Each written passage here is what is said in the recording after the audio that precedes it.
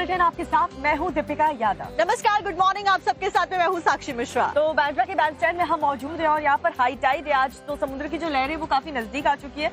इसीलिए यहाँ से आज हम आपको देश और दुनिया की हर ब्रेकिंग न्यूज बताने वाले, क्योंकि ये वही लोकेशन है जहाँ पर कई पॉलिटिशियंस घूमते हैं, कई स्टार्स घूमते हैं और साथ ही कई लोग यहाँ पर वॉक करने भी आते हैं। तो स्पोर्ट्स, इंटरनेशनल, नेशनल, एंटरटेनमेंट, हर इंडस्ट्री से जुड़ी हुई बड़ी खबरें हर एक डिटेल के साथ में आपके सामने रखेंगे, तो आप बने रहिए हमारे साथ।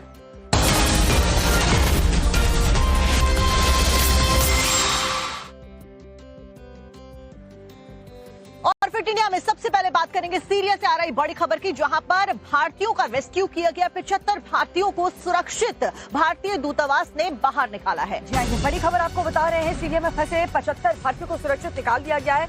रेस्क्यू बैच में जम्मू कश्मीर के 44 जायरीन शामिल हैं। विदेश मंत्रालय ने देर रात इस बारे में जानकारी दी। आपको ये भी बता दें कि जम्मू और कश्मीर में 44 जायरीन और सीरिया के सईदा जारब में फंसे हुए थे, जिन्हें सुरक्षित रूप से लेबनान पहुंचा दिया गया है। और अब ये लोग लेबनान से कमर्शियल फ्लाइट के जरिए भारत लौटेंगे। सीरिया में बचे भारतीय नागरिकों को दिमिश्क में भारतीय दूतावास के संपर्क में रहने की सलाह भी दी गई है। इस बीच विदेश मंत्रालय ने बयान भी जारी कर जानकारी दी है। सीरिया में भारतीयों के लिए सुरक्षा के हालात को मद्देनजर रखते हुए और वहां पर मौजूद भारतीय नागरिकों के अनुरोध के बाद में दिमिश्क और बेरूत में भारतीय दूतावासों को रेस्क्यू के लिए एक्टिव किया गया है। ये बात दूतावास के द्वारा कही गई है।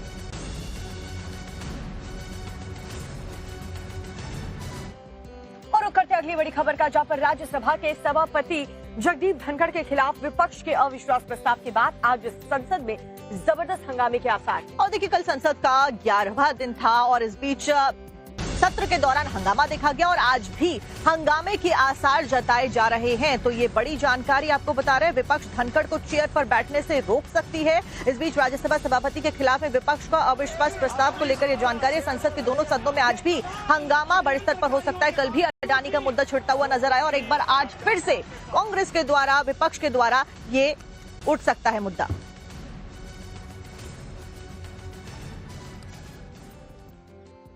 और कल संसद में हमने हंगामा देखा, अडानी का मुद्दा उठते हुए देखा और भी तमाम मुद्दे उठते हुए देखे। इसी से जुड़ी हुई एक डिटेल रिपोर्ट आपके सामने रखते हैं। अडानी सोरोस पर संसद में संग्राम।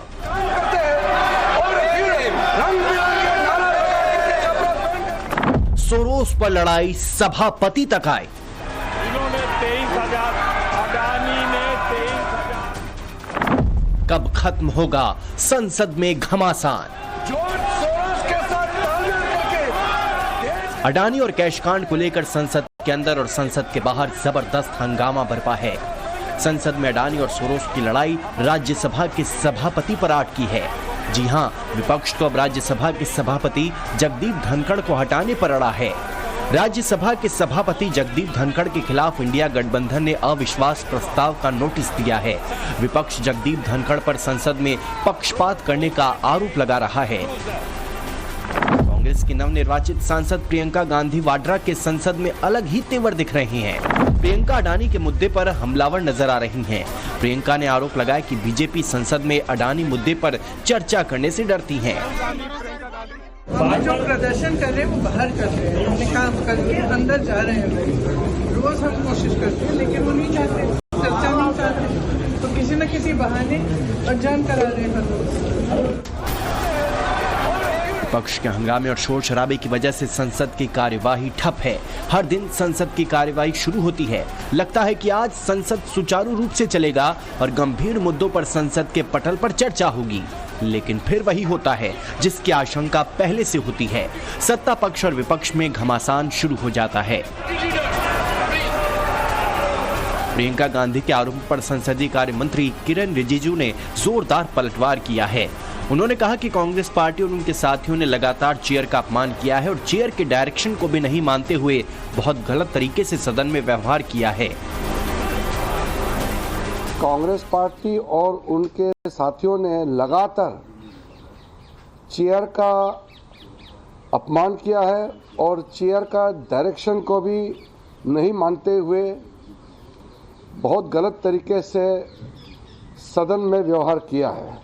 जब देश का सामने में जॉर्ज सोरोस और कांग्रेस के नेतृत्व का गठबंधन सामने में आए हैं, तब से कांग्रेस पार्टी स्टिल मिलाए हुए हैं। राज्यसभा और लोकसभा दोनों ही जगहों का नंबर गेम धनखड़ के पक्ष में है। ऐसे में सवाल उठता है कि फिर विपक्ष ने धनखड़ के खिलाफ अविश्वास प्रस्ताव का नोटिस क्यों दिया है।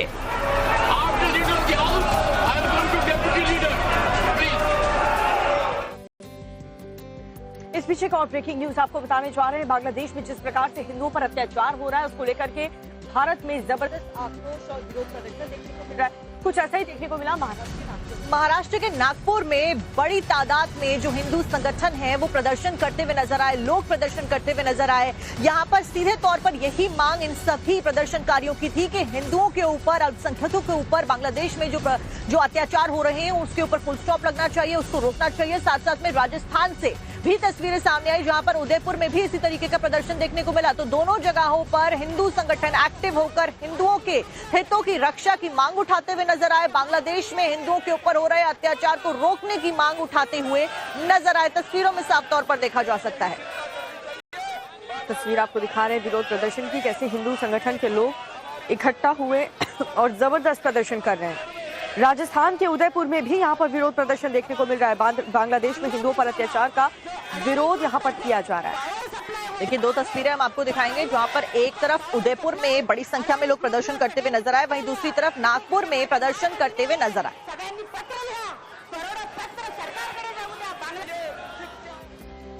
और अब आपको अगली खबर बताते हैं टॉलीवुड से जुड़ी हुई, जहां पर साउथ के सुपरस्टार मोहन बाबू का प्रॉपर्टी से जुड़ा हुआ विवाद है और उसमें वो और भी ज्यादा फंसते हुए नजर आ रहा है। दरअसल इस बार उन्होंने एक रिपोर्टर से माइक छीनने की कोशिश करी। आखिर किस बात को लेकर के वो इतना आग बबूला हो गए कि इतना गुस्सा उनको आया कि एक सीनियर जर्नलिस्ट की पिटाई उन्होंने कर दी।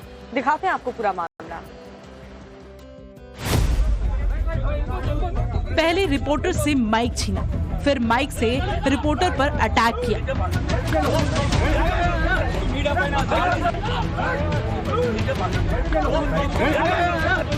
इस शख्स को देखिए, ये कोई आम शख्स नहीं है, बल्कि ये साउथ फिल्मों के सुपरस्टार मोहन बाबू हैं। टॉलीवुड में इनकी धाक चलती है, लेकिन यहाँ तो मोहन बाबू ने खुद ब खुद अपनी सुपरस्टार छवि पर कालिक पोत दी। वीडियो में साफ साफ देखा जा सकता है कि मोहन बाबू कितने गुस्से में हैं और कैसे पत्रकार की पिटाई कर रहे हैं। इस दौरान मोहन बाबू के बाउंसर और सिक्योरिटी गार्ड्स ने भी मीडिया कर्मी से धक्का मुक्की की। बताया जा रहा है कि मारपीट में रिपोर्टर गंभीर रूप से घायल हो गया और 3 जगहों पर उनकी हड्डियां भी टूट गई है, जिन्हें गंभीर हालात में अस्पताल में भर्ती कराया गया है। मीडिया कर्मियों ने इस घटना पर कड़ी नाराजगी जताई और मोहन बाबू के घर के बाहर धरना दिया। मीडिया कर्मियों की मांग है कि मोहन बाबू माफी मांगे और पुलिस उनके खिलाफ सख्त कार्रवाई करे। दरअसल तेलुगु एक्टर मोहन बाबू से टीवी के एक सीनियर रिपोर्टर ने बेटे से चल रहे विवाद को लेकर सवाल किया, तो मोहन बाबू भड़क गए और वो अपने गुस्से पर काबू नहीं रख पाए। फिर क्या कुछ हुआ, तस्वीर आपके सामने है। मोहन बाबू ने माइक छीनकर रिपोर्टर पर जोरदार हमला कर दिया। बता दें कि प्रॉपर्टी को लेकर सुपरस्टार मोहन बाबू का बेटे से विवाद चल रहा है। मोहन बाबू अपने बेटे और बहू के खिलाफ एफआईआर दर्ज करा चुके हैं और उन्होंने अपनी सुरक्षा की मांग भी की है, लेकिन मोहन बाबू की फैमिली लड़ाई अब सड़क पर आ चुकी है। मीडिया कर्मियों से बदसलूकी और मारपीट के बाद मोहन बाबू नए विवाद में फंस गए हैं।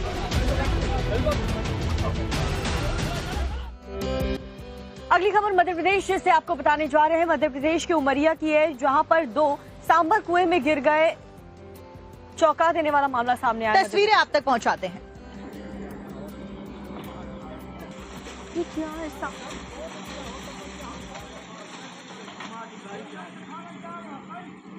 सांबर क्या होता है?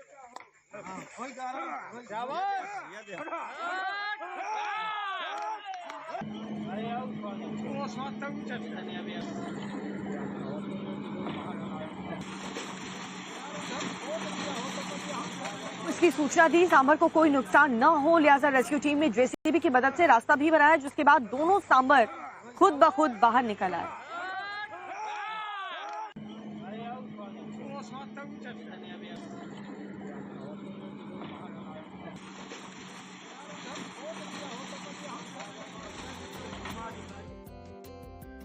और अब हम आपको नालंदा से तस्वीरें दिखाने वाले हैं जहां पर पकड़ुआ विवाह का मामला सामने आया और उसी की वजह से आगे क्या कुछ हुआ वो हम आप तक पहुंचाएंगे। जी, आपको दिखाते हैं कि आखिर ये पूरा मामला क्या है और इस प्रकार के विवाह को क्या कहा जाता है, इसमें क्या होता है। जानने के लिए इस रिपोर्ट को देखिए।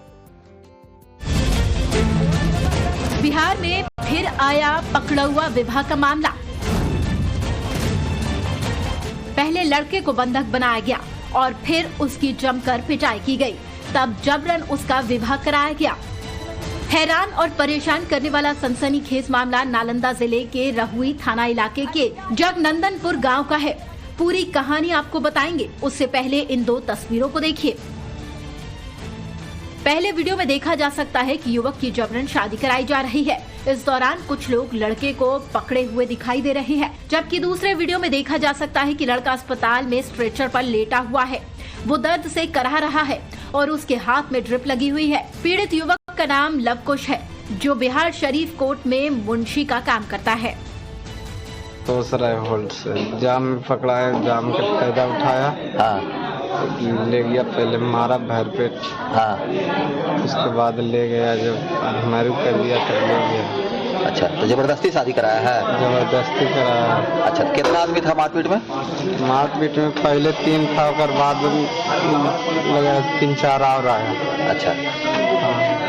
तो लड़की से पहले से जान पहचान था आपका? कुछ नहीं जान पहचान था। तो मैंने पकड़ुआ ब्याह किया है? पकड़ुआ किया है।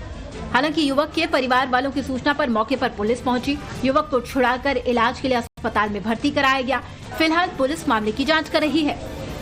मध्य प्रदेश के सिवनी से आपको खबर और तस्वीरें दिखाएंगे जहां पर एक सरकारी कार्यक्रम चल रहा था। उस दौरान एक कर्मचारी शराब के नशे में धुत होकर पहुंचा और बवाल करने लगा। इसके आगे की कहानी तो और भी ज्यादा मजेदार है। जब ये शराबी अधिकारी जो है कर्मचारी है, वो अधिकारी के सामने पेश किया गया और उसके बाद क्या हुआ, रिपोर्ट में देखिए। कल कुछ हंगामा किए वो? जी मैं। क्यों, ज्यादा पी ली थी? जी मैं। आज तो नहीं पिए? नहीं। लग तो रहा है। हिंदी सिनेमा के लिए किशोरदा का गाना है, थोड़ी सी जो पीली है चोरी तो नहीं की है। यहाँ भी बात वही है। मामला मध्य प्रदेश के सिवनी का है। कुछ नहीं बोलेंगे, बता दे। कोई बात नहीं, समझते हैं हम। बताओ। हाँ हाँ, थोड़ा सा मैम जी। लेकिन यहाँ मामला पंचायत सीईओ ने संभाल लिया। मैडम ने पंचायत कोऑर्डिनेटर ऑफिसर को रोक लिया। फिर दफ्तर में पूछताछ होने लगी। बड़े प्यार और सलीके से जब सवाल जवाब हुए तो पीसीओ ने पहले तो सोचा मामले को दबा लिया जाए, लेकिन जिस अदब से सीनियर अधिकारी ने बात को संभाला, जो ज्यादा देर हजम न कर पाए। फिर क्या था, बोतल के नशे पर कर्तव्यों का लेबल चिपका मारा। अरे आप सुनो। हाँ। मैंने आनंदम कार्यक्रम में थोड़ा सा गवाही लेके आ गया था। हाँ। आज मैम सीओ मैम ने वार्निंग दी है, तो मैं आज के बाद में इस जगह में नहीं रहूंगा, लेकिन मेरे कर्तव्य को पालन करते हुए मैं सीओ मैम में उनका पालन, आदेश और निर्देशों का पालन करते रहूंगा। हैरानी की बात तो यह है कि कर्तव्यों और आदेशों के पालन के बाद भी महाशय नशे में ही कर रहे हैं। ऐसे में कार्रवाई होना तो लाजमी है। ऐसे कर्मठ कर्मचारी के लिए पुलिस को बुलाया गया, लेकिन जब तक पुलिस मौके पर पहुंचती, जनाब जा चुके थे। ऐसे में डिपार्टमेंट लेवल पर कार्रवाई की तैयारी की जा रही है।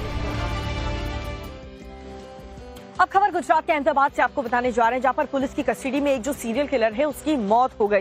लेकिन मरने से पहले इस सीरियल किलर ने जो खुलासे किए हैं उसको हर कोई सुन करके सन्न रह गया। पुलिस की पूछताछ में सीरियल किलर ने पुलिस को बताया कि 12 हत्याएं ये कर चुका है और 13वीं हत्या का प्लान ये बना रहा है। जितना ज्यादा हैरान करने वाला मामला है, उतनी दिल दहला देने वाली सीरियल किलर की कहानी है। डिटेल में आपको रिपोर्ट में दिखाते हैं।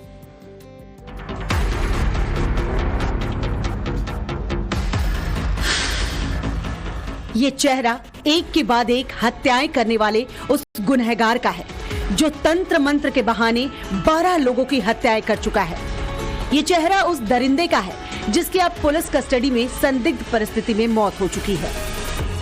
गुजरात का ये सीरियल किलर लोगों को तंत्र मंत्र के नाम पर अपने पास बुलाता था, उनके रुपए 4 गुना करने की बात कहता था और बाद में उनकी हत्या कर देता था।